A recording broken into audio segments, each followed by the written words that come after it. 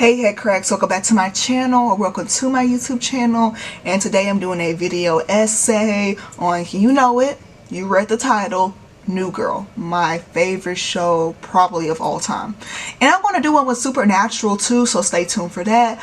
This is actually a school project, so I don't know. I hope you enjoy. Roll the intro. Running away, it's the living that's hard. Before we get into the meat of this video essay, let's get some context on what New Girl is for those who don't know. And by the way, I have my notes down below, so if you see me staring down, that's why. The American television sitcom New Girl, which was written by Elizabeth Merriweather and made by 20th Television for Fox, ran from 2011 to 2018. New Girl follows a quirky teacher named Jessica Day who moves into a loft in Los Angeles with 4 other men who fluctuate throughout the loft. The 4 men are Nick, Winston, Schmidt, and Coach, as well as Jessica's best friend Cece, who is also heavily featured on the show.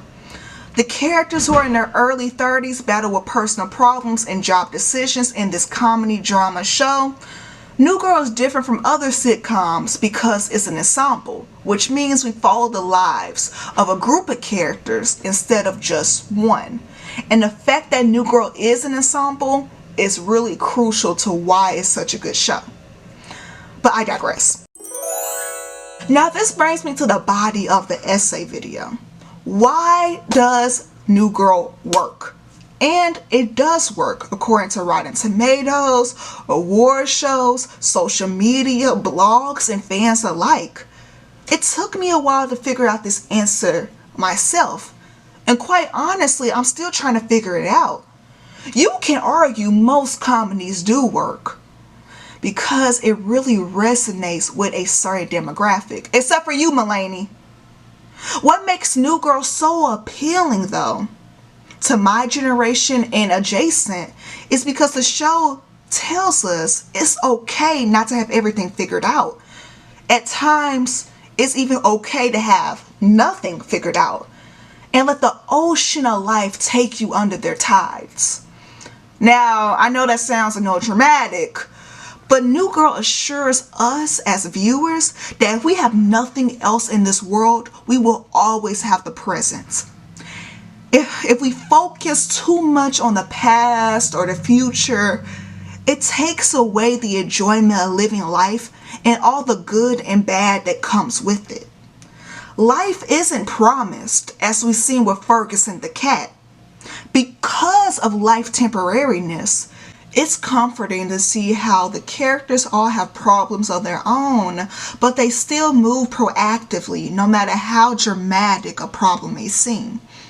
On each episode, we know as the viewer, every problem they face will naturally work out in or against their favor. We know as the audience, there is always a solution to a problem.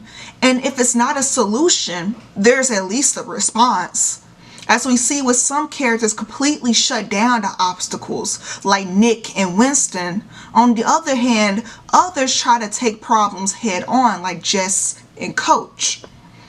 I do think New Girl deeply resonates with screw-up baby adults like me and the chaotic older adults of the world. It gives a voice to the misfits of the world, those who stand out for all the wrong reasons. It gives us a peace of mind to know there is someone out there who is a loser just like me. Being an adult is hard, and it's not made for people who are willingly not conforming. New Girl has something I call the appeal of disorder. There is a science behind finding comfort in others' misery. According to Forbes, Schadenfreude, I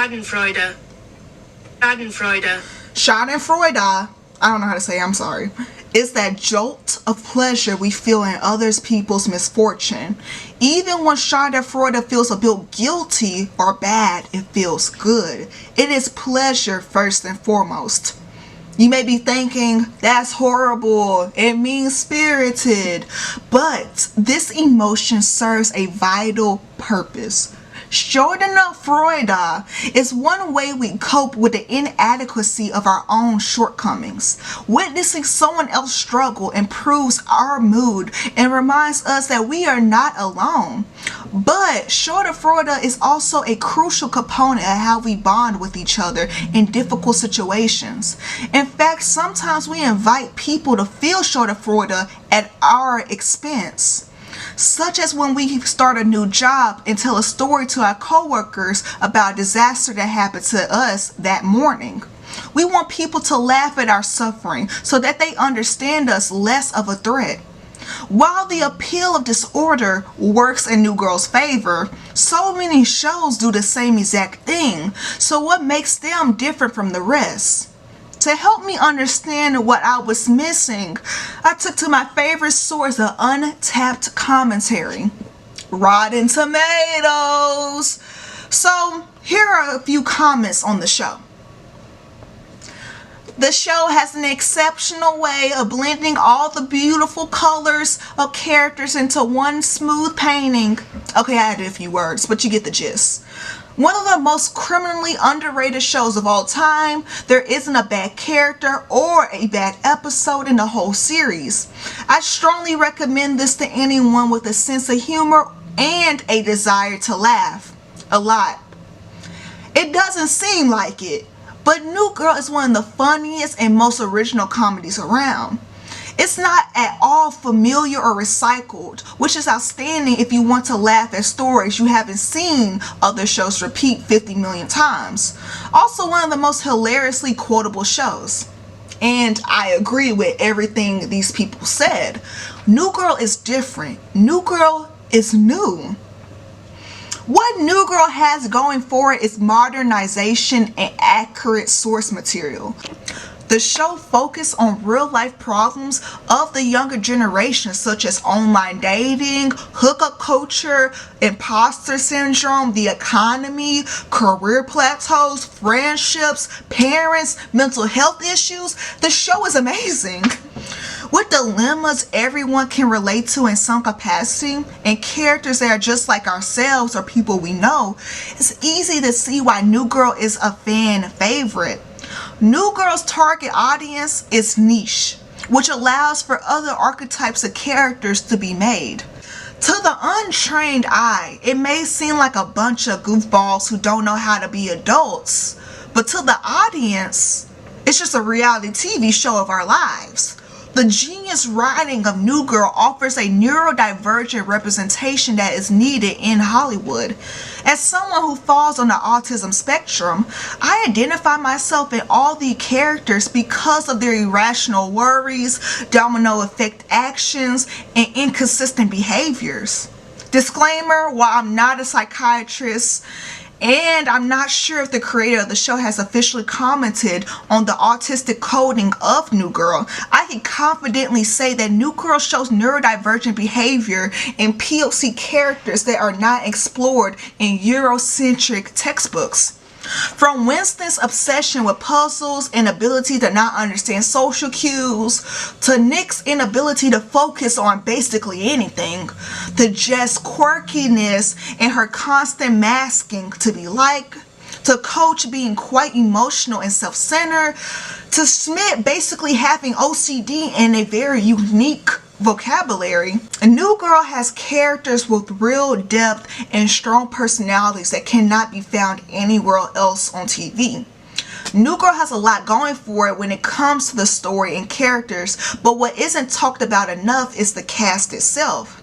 I feel like the casting director walked out in flames once they finalized their decision. Like, everyone is casted so perfectly. It's hard to imagine anyone else taking their roles. Not to mention the chemistry they have on screen is something that can't be faked. It's as if I'm a part of the friend group.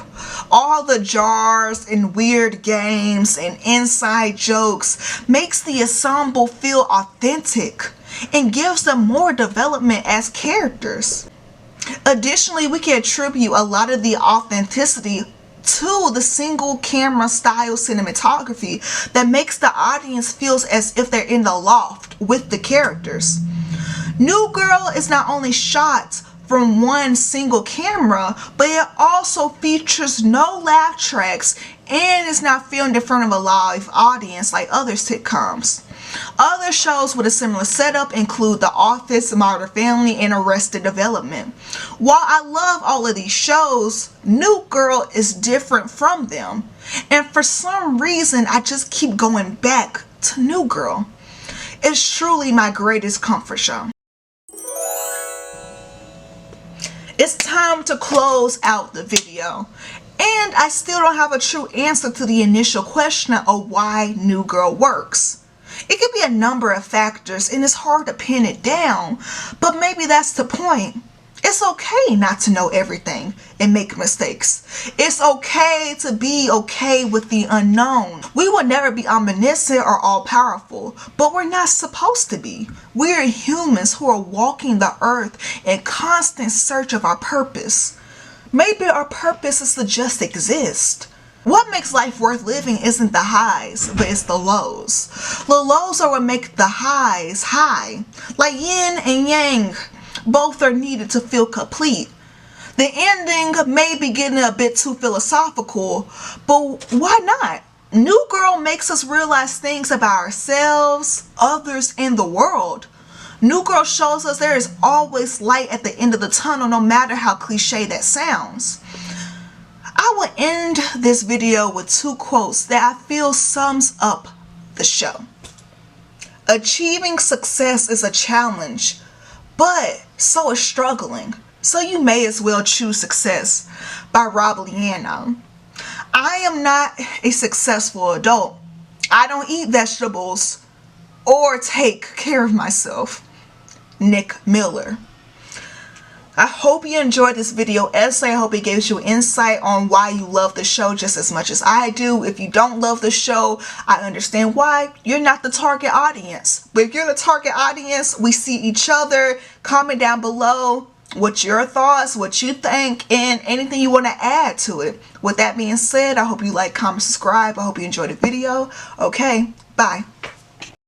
Instead of complaining about anything, learn to be thankful for everything. Hashtag speaking from the heart. Be Fletcher.